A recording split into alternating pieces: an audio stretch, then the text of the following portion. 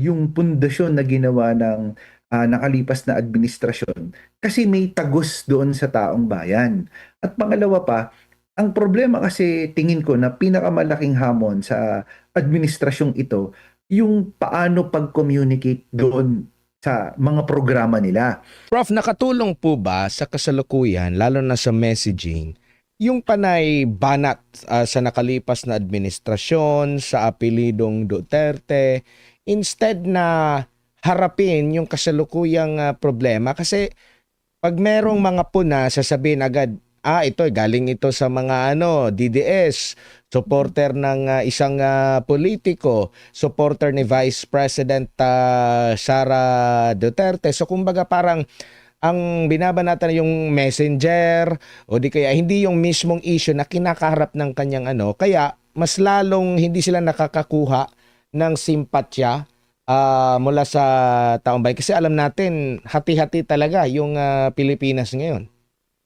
Maganda yung ipinunto mo, Sir Edmar, yung kada merong issue, babalik at babalik yung reference doon sa paraan ng kung papaano binabanatan yung nakalipas na administrasyon.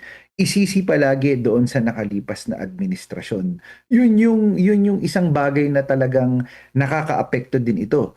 Noong mga nakalipas na panahon, maaaring sumasakay o nagkakaroon pa ng kagat itong ganitong klasing naratibo. Pero kada ganun yung ginagawa nila, merong uusbong na panibagong issue na direkta mismo na involve o di umano o nasasangkot yung mga tao na nakapalibot dito sa mismong administrasyon na ito. At hindi siya natutuldukan. Pag may panibago, walang napapanagot tapos ang naratibo ay ibabalik sa nakalipas na administrasyon. So, ang taong bayan, alam mo, hindi naman yan tanga o mahinang mag-isip. Napaka-critical ng mag-isip din ng mga kababayan natin eh. So, patuloy itong nakakaapekto rin din kasi hindi nasasagot na magkaroon ng direktang accountability yung ating yung mga opisyalis ngayon ng existing na administrasyon. Tingin ko kung seryoso, may proper may tamang pagkakataon at may tamang approach kung talaga man at meron at base sa ebidensya with all objectivity na panagutin kung ano man yung naging problema noong nakalipas na administrasyon. Opo, and kumbaga ang nangyayari kasi hindi na bago yung mga puna sa apelidong Duterte. Like halimbawa, yung dating Pangulo, yung EJK, yung tungkol doon sa kanyang war on drugs, hanggang ngayon na ulit-ulit pa rin yan. Pero still, bumaba siya sa kanyang pwesto na may mataas ang rating. Ang kanyang anak, ganun din yung mga akusasyon, yung sa kanyang confidential fund since 2023 ata, 2024 hanggang 2023, hanggang sa kasalukuyan, yun pa rin yung issue. Pero hindi pa rin po natitibag, mataas siya pa rin yung pinakamataas yung rating. Ano po kaya ang malinaw na paliwanag dito, Prof? Kasi nung panahon na binabanatan din ang Duterte administration, kahit nga during sa kanya administration, marami naman issue. Paulit-ulit, nandyan yung mga kritiko. Kilala natin yung mga kritiko ng Duterte administration. Pero still, yung pagtitiwala ng taong bayan, hindi pa rin nawala.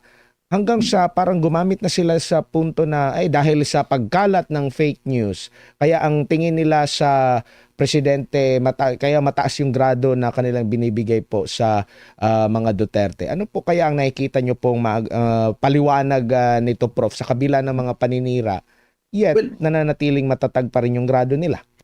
una sa lahat, yun, tama ka dyan.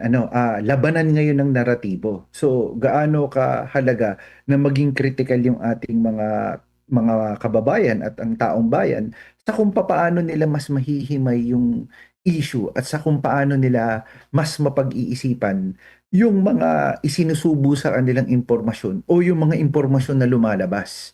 Ikalawa, bakit hindi matinag? Una, makikita natin lalo na yung pundasyon na ginawa ng nakalipas na administrasyon kasi may tagos doon sa taong bayan. At pangalawa pa, ang problema kasi tingin ko na pinakamalaking hamon sa administrasyong ito, yung paano pag-communicate doon sa mga programa nila. Kasi halimbawa, kapag merong press statement o may press conference sila, yung manner, yung mode, yung approach kung paano ikino-communicate yung ginagawa, medyo hindi pasok din doon sa sitwasyon na meron tayo. Bigyan ko ng magandang halimbawa, yung lumipas na panahon na kung saan sa 500 piso, kaya mo halimbawa na makapag Noche Buena. Lalong tingin ko na nakaapekto yun dun sa perception ng mga tao na bagamat nagsusumikap sila, nakita naman natin na with all objectivity, nagsusumikap naman at sinusubukan nilang maiayos yung sitwasyon lalo na pagdating sa ating ekonomiya at pagtaas ng kalidad ng buhay ng bawat Pilipino. Pero kung ang komunikasyon mo at yung paraan mo ng pagbibigay ng approach ganun na merong sarcasm at tuwing merong something na negative ibabalik mo doon sa nakalipas na administrasyon, medyo teka, masusuya din yung taong bayan. Lalo na yun nga, bigyan natin ng example yung 500 pesos na sinasabi na kaya ito na pang Noche Buena, parang siguro nung mga 1990s o 1980s sa 500 pesos, pasok yan. Pero kailangan po ba ng ganitong klaseng statement to justify and sabihin mo na maging practical lang? O baka din syempre sa hirap ng buhay, paano natin maaapis na imbes na bumanat ka ng bumanat sa nakalipas na administrasyon, how do we move forward? How do we make people in this administration, for example, or not within the members of the administrative cabinet, make people now accountable, and how do we make the lives of the Filipinos, better moving forward? Yun yung isang tingin kong kulang na kulang kung papaano ikino-communicate yung ginagawa. Hindi yung, of course, yung manner or approach ng pagbigay nila ng komunikasyon. May sarcasm, may pagkukumpara, ang ibabanat, hindi po ba yung, tapos na yun ano ngayon, yung, kasi ito yung pangkasalukuyan, di ba? Di po ba? So, yun lang man po.